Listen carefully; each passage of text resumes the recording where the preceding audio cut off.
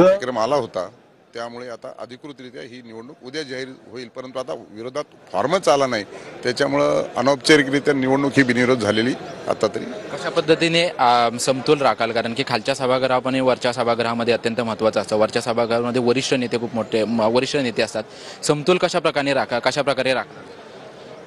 लोकशाहीमध्ये संसदीय कामकाजामध्ये पीठासीन अधिकारी ही अतिशय महत्त्वाची गोष्ट आहे आणि निश्चितच आपण ज्या वेळेस सभागृहामध्ये कामकाज चालवतो त्यावेळेस निश्चित स्वरूपामध्ये जनतेचं प्रतिबिंब म्हणून सदस्य आपलं मत मांडत असतात आणि सरकारकडून त्यांना उत्तराची अपेक्षा असते आणि त्याचाच समन्वय साधणं हे पीठासीन अधिकाऱ्याचं कार्य ठरतं आणि निश्चित स्वरूपामध्ये योग्य त्या पद्धतीनं सर्वांचं समाधान करण्याची भूमिका ही या पीठासीन अधिकार म्हणून भविष्यामध्ये आपल्याला बजावायची आहे आणि ते निश्चित स्वरूपामध्ये चांगल्या स्वरूपात बजवू आपण। शेवटचा प्रश्न, मंत्रिपदाची कुठेतरी कार्यकर्त्यांना आणि पदाधिकाऱ्यांना अपेक्षा होती, परंतु आता सभापती पद मिळालेले आहे, कार्यकर्त्यांची कशा पद्धतीने समजूत काढणार आहात? मला वाटतं भारतीय जनता पार्टीचा कार्यकर्ता म्हणून ज्यावेळेस कार्यकर्त्याची भावना असतात त्यामुळे अनेक पदाच्या संदर्भामध्ये माझ्या अनेक वेळा चर्चा झाली आणि चर्चा होऊन देखील पदं मिळाली नाही, कधी न चर्चा होता देखील अनेक पदं मिळाली। त्यामुळे आज देखील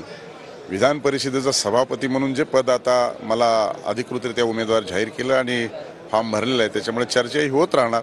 फक्त आपण मिळालेल्या पदाला कशा पद्धतीनं न्याय देतो हे जास्त महत्त्वाचं आहे आणि ती भूमिका